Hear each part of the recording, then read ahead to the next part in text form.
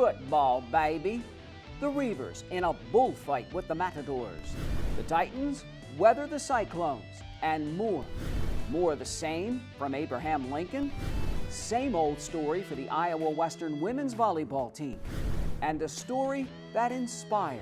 This ink never dries. Football, baby. 1, 2, 3. Hey, we're the St. Albert Cheerleaders, and Bluffs Sports Zone starts right now.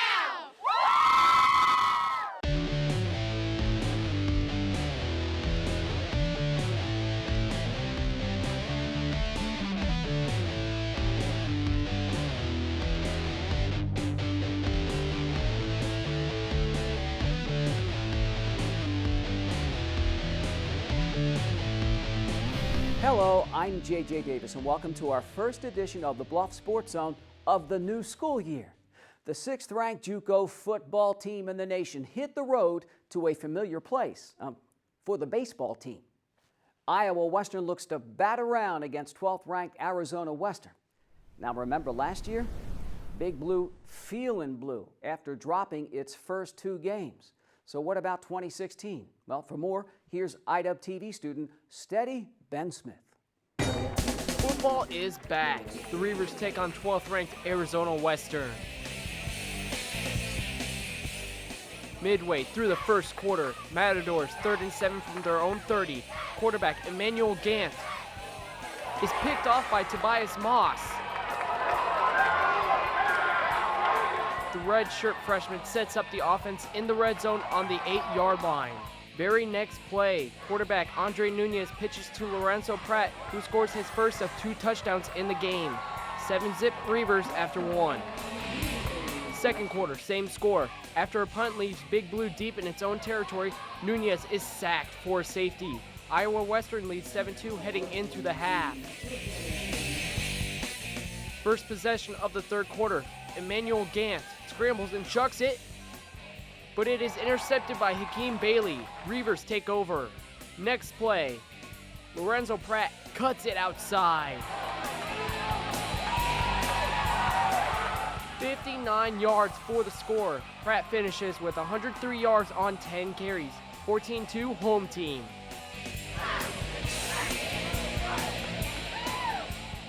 Late in the quarter, Nunez botches a handoff, and the Matadors would recover. Iowa Western turned the ball over 3 times in the game. Later, former Nebraska quarterback A.J. Bush fumbles it. Arizona Western pounces on it in the end zone for a touchdown. In the PAT, Daniel Ezegwu comes off the end for the block.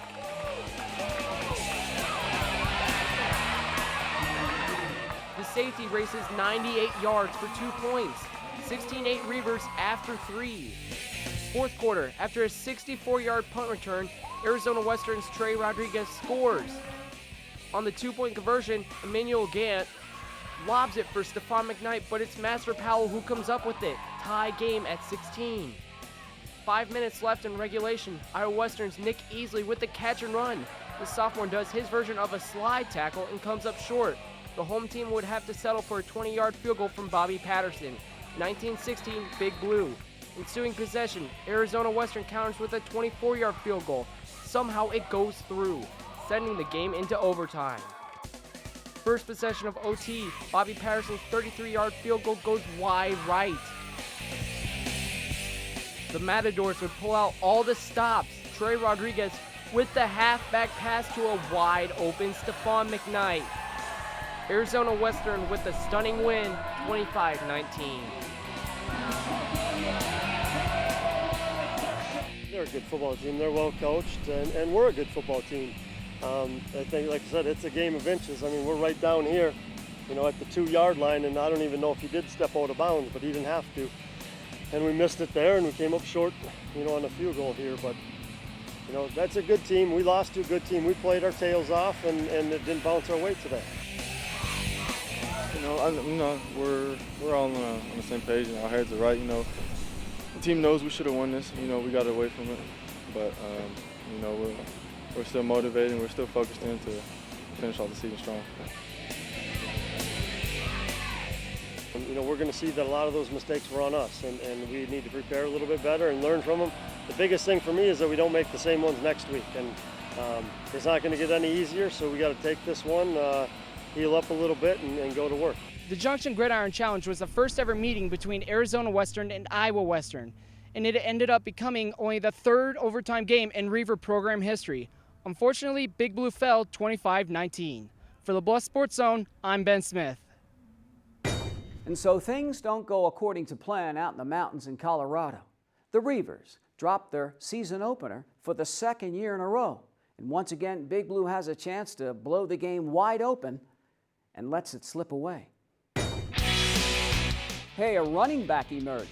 Lorenzo Pratt bust loose for over 100 yards, including that nifty 59-yard TD scamper. So-so numbers for Andre Nunez. So-so, in fact, former Husker QB A.J. Bush takes some snaps. 5 of 11, just 10 yards.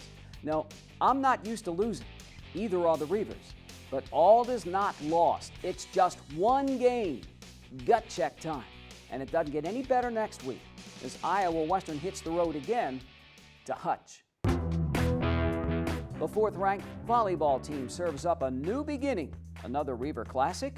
But up next, expecting a classic at Lewis Central when we come back.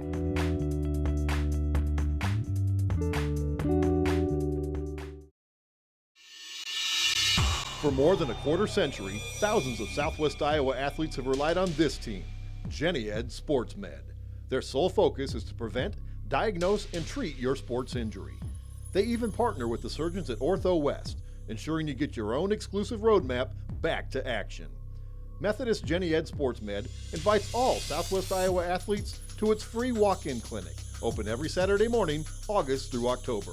Jenny Ed Sports Med.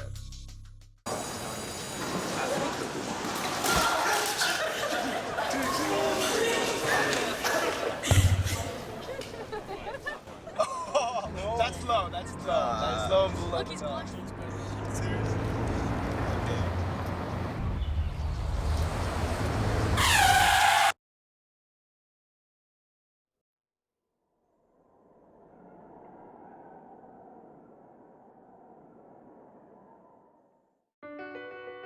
My life is full of statistics.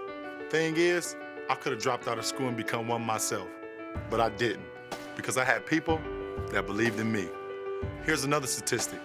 7,000 students drop out every school day. That's one every 26 seconds. It's time that students know that we believe in them. Inspire a student and share your message of support at boostup.org. This portion of the Bluffs Sports Zone brought to you by Cutler O'Neill, Meyer Woodring, family-owned funeral home, serving Council Bluffs in Southwest Iowa for over 100 years. It's real simple. Mighty Harlan, here on offense, has honed Lewis Central. Before this season's opening round matchup, the Cyclones had blown by the Titans 36 out of 38 times. Wow. In fact, LC, much to everyone's recollection, has never beaten the Clones at Lewis Central. However, this is not your daddy's Titans. For more, here's IDub TV student Bublin Brandon Taverdi. Lewis Central battles Harlan under the lights at LC. Early in the first quarter, the Titans from the Cyclone 44, quarterback Max Duggan hits Josh Simmons with the toe tap. A few plays later, 4th and 1 for the 25. Just do a QB sneak and get the first down. Oh, or a touchdown is cool. The sophomore popping out like a groundhog on Groundhog Day. Home team draws first blood, 7-zip. Later in the quarter, the sophomore with the QB draw. Duggan shakes off the defender and is headed to the end zone from 38 yards out. 17-0 Titans. But traditional powerhouse Harlan is not going away so easy. Ensuing kickoff, Trendaker with the return. He outruns the kicker and says, "See ya later, hater." It's the touchdown activator. The Cyclones on the board but still down 17-7. Stays that way until late in the second. Logan Redeker gets the handoff. Number 27, a 28-yard run down to the 1. 2 plays later, the senior punches it in. Redeker finishes with 118 yards on 27 carries and that touchdown. Cheers to that. 24-7 Lewis Central. Late in the half, defense stacks the box. Surprise, it's another QB draw. Max Duggan breaking ankles, crossing the goal line for a touchdown. Teach me how to Duggan. His 4th rushing TD. Duggan accounts for 5 on the night. Titans up 38-7 at the break. The LC defense is on shutdown mode. Harlan had 8 total yards until the last play of the third quarter. The D only giving up 109 total yards on the night. Still in the third, Duggan throwing the streak to Brennan Figueroa. 38-yard scoring play. Lewis Central wins big, 45-13. Well, tonight we were really successful because our offensive line, if you saw, our offensive line was making holes that we could drive trucks through. It's gigantic, and receivers were making plays out there. Running backs were opening up stuff. It was just a great night by everyone. I'll give all the credit to our coaches on that one. They prepared us for the last 3 weeks, conditioning, going hard.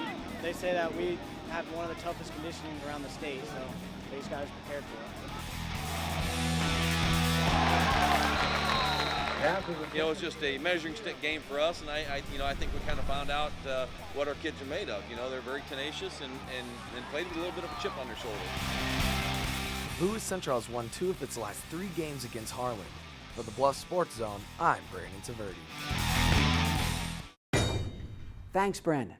Now, meanwhile, across town, the new and improved Wickersham Stadium showing off its new locker rooms and more. But what about Abraham Lincoln? The Lynx showing off 2 quarterbacks or sticking with 1? For more, here's IDUP TV student Batlin Brady Engel. The Lynx take the field against Glenwood for their first game of the 2016 campaign.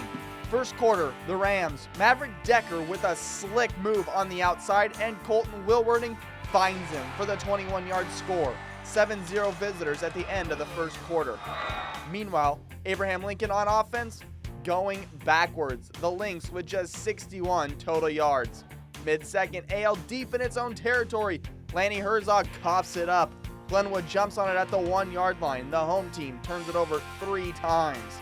Very next play, Wilwarding rolls out and hits Anthony Sherry to extend Glenwood's lead to 13-0 at the half. Visitors pick up where they left off in the third quarter. Cole Lofelbein in at quarterback finds junior tight end Cody Burrish for the 34-yard touchdown. 20-zip Rams. Later, Lofelbein with the keeper slides by defenders and stiff arms his way into the end zone for the score. The senior finishes with 3 touchdowns on the night. Glenwood with a commanding 27-0 lead after 3. More the same in the fourth quarter. Lofelbein trying to get away, gives it a little flick to Decker. Rams roll over Abraham Lincoln 41-0. I think tonight was, we got beat up front, turned over the ball too many times, and our punt coverage was poor. So those are some key points. Without seeing the film, those are some things we need to work on right now. I think our defense played well, and I hope they continue to do so. And I just think that's where we're at. Our defense is playing well, and we got to get things going on the offensive side of the ball. It doesn't get any easier for the Lynx. AL is back at home again against crosstown rival Lewis Central. For the Bluffs Sports Zone, I'm Brady Engel. Thanks, Brady. Look at TJ. Talk about ground and pound. Thomas Jefferson wears down Denison Schleswig, and the Yellow Jackets mangle the Monarchs 43-24. Over 500 yards rushing. Three 100-yard rushers. Super soft Cameron Baker leads the charge with 173 yards on 19 carries and 2 touchdowns. Jacob Axtell over 100 and a 91-yard kickoff return for 6 to start the second half. So that double wing offense strikes gold in the Jackets opener. Some nuggets from Ink. His blotter is filled with inspiration. The inspired Falcons strike back against an old nemesis after the break.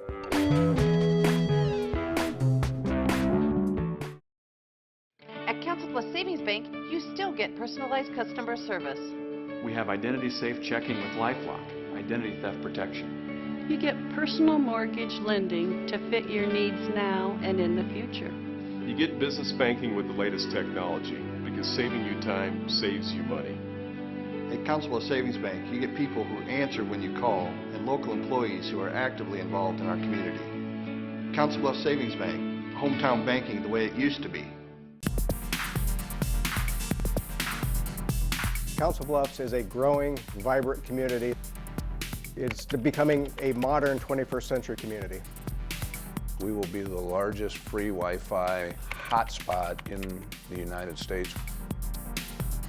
Our vision is about building a community where families want to live and businesses want to locate. We see that as a great potential enhancement for future growth in the city. If you drive buzzed, it could cost you around $10,000. You'll face major legal fees, major fines, and steep insurance penalties. You could lose everything. Buzzed, busted, and broke, because buzz driving is drunk driving. These two have a history, and lately it's favored the Panthers, favored Logan Magnolia by a mile, and the Falcons know the score. Try 77-7. That's right, Logan Magnolia has laid 2 on the Falcons these last couple of seasons by a total score of 77-7. And that doesn't sit well up on the hill, not with this proud program. So the Birds welcome the Cats once again to their nest, only this time, who gets kicked out? Ball makes the grass grow. Kill, kill, kill. Ball makes the grass grow. Kill, kill, kill. Ball makes the grass grow. Kill, kill, kill. The Falcons fly out looking for a little payback. Now the Panthers shake on it and then go on the prowl first. But Logan Magnolia forced to punt, and Austin Hayner makes a run for it, stops short of the first down. The home team takes over on the Loma 30. St. Albert 4th and 2 from the 23, quarterback Luke Waters keeps it alive. Later, 3rd and 7 from the 15. Waters finds Tyler Blaha. Touchdown! After another Panther 3 and out. St. Albert 66 yards in 10 plays. Second quarter, Waters, who was 4 for 8, 63 yards, to Blaha. Out at the 1 yard line. Now Luke Gronstel then does the honors, and the Birds up 13-0. The St. Albert defense dominating. Logan Magnolia 58 total yards in the first half, fumble, just 2 first downs. The Falcons lead at 16-0 at the break. Third quarter, Loma drives to the S8 1 yard line, fumbles it away. Tyler Blaha recovers. Now the Panthers score on the next possession to cut it to 16-6, but St. Albert goes 60 yards, 14 plays. Waters again eats up over 7 minutes on the clock. The drive runs over into the fourth quarter. Eli Finn leads the way on the ground. The senior 5 carries, 68 yards. The QB then sneaks it in. 23-6 Falcons, under 5 minutes left in the game. The defense takes over. St. Albert beats up the Bully, 23-6. It means a lot to our kids. I mean, Logan's a great ball club, and you know, traditionally, you know, we've slugged it out over the years, and the winner's gone real far, and so we're hoping that it falls to our side this time. You out-physical beat up the Bully. You know, I felt that that's what we kind of did. I mean, we really wanted to play physical. That was our only goal tonight. You know, we weren't doing a lot of strange things offensively or defensively. We wanted to go right at them and prove to ourselves that we were a physical ball club. What was it tonight, Luke? Effort, just like our saying, EOE, effort over everything. We ran the ball, defense played awesome. It's just the little things we had to do, we got them done and stopped them. Confidence, swagger, you know, a little bit of swagger going on. It was nice to see. Could this be a special group? Well, I always think all my groups are special groups. I love them all, but these kids have put the time in, and there's no egos here. They play for one another. We haven't had that in a couple years, and it feels real good right now. Nice job, Coach. The Falcons skin the Panthers. 1 down, the rest of the season to go.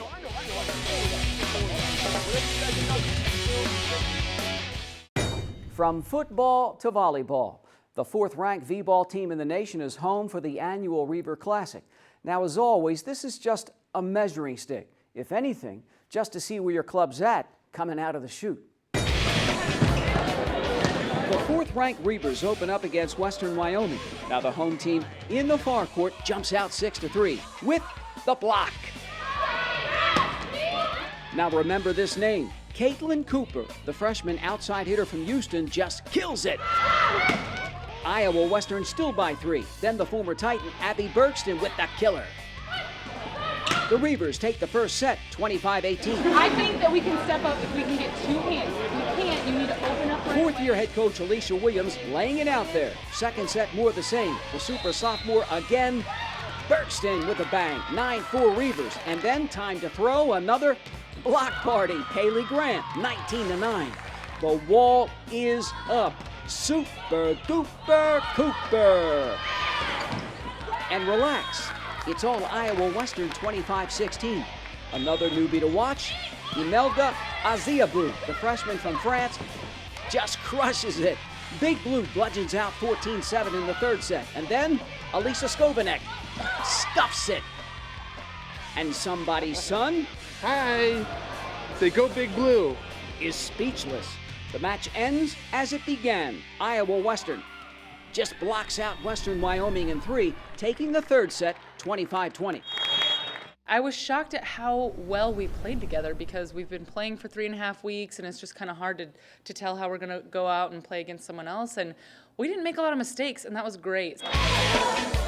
I think we're an offensive team. I think that we're going to kill the ball a lot more. And I think that we have just a little bit more edge, a little bit more drive, too. How do you rate this team with last year's? I think we're better this year. I think we are more cohesive as a unit this year compared to last year. I think the talent's probably equal. Freshmen, first impressions of the girls, this team. I love them all. They're a great group of girls, and like different personalities is really good for a team, and I really like them. I just think it's, everyone's going to gain because they can see what other talent is out there and what we need to work on and execute better. Iowa Western goes 3-1 in the Reaver Classic. In the process, Big Blue knocks off top-ranked Southern Idaho. But it's not how you start, but how you finish. Up next, our play of the week. Great throw, even better catch. Hey, if you caught this guy's speech, then you walked away a different person. On the other side.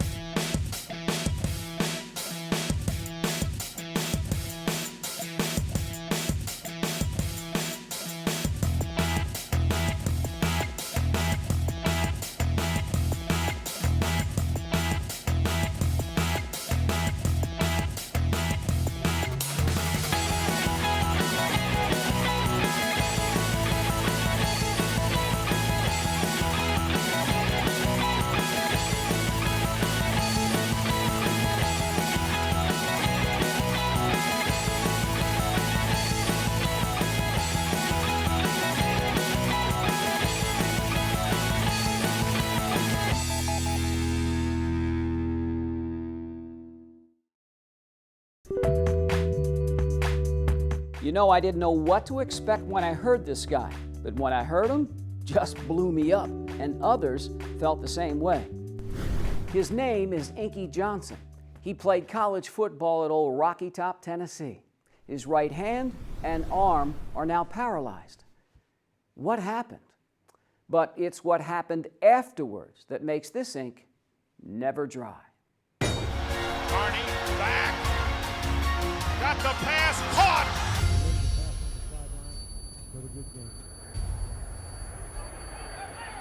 Well, we got a Tennessee player. It's Inky Johnson who's down.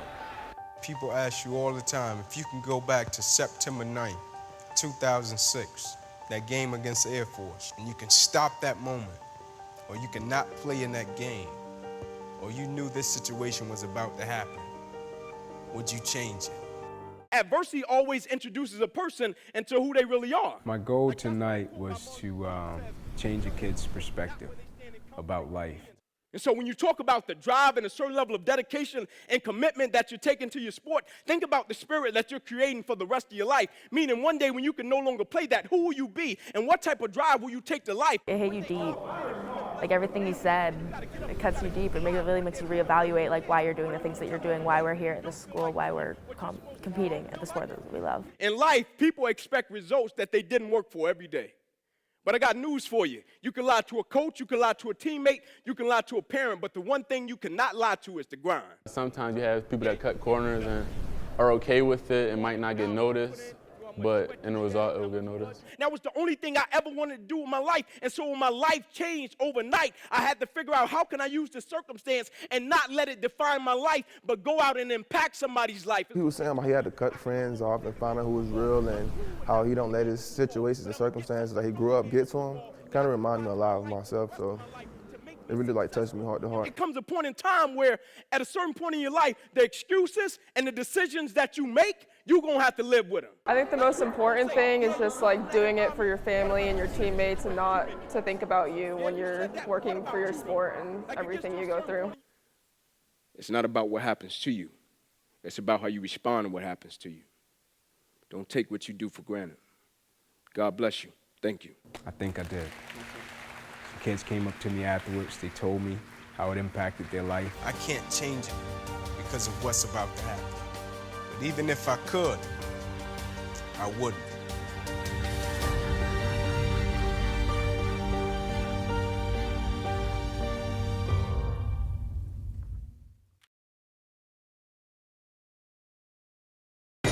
Now it's time for our play of the week. And the first pass of the regular season, right on the money. St. Albert lines up against nemesis Logan Magnolia. Quarterback Luke Waters, pinpoint pass. Tyler Blaha, even better catch. A 15-yard touchdown strike. The Falcons pace the Panthers 23-6. Waters to Blaha, our play of the week.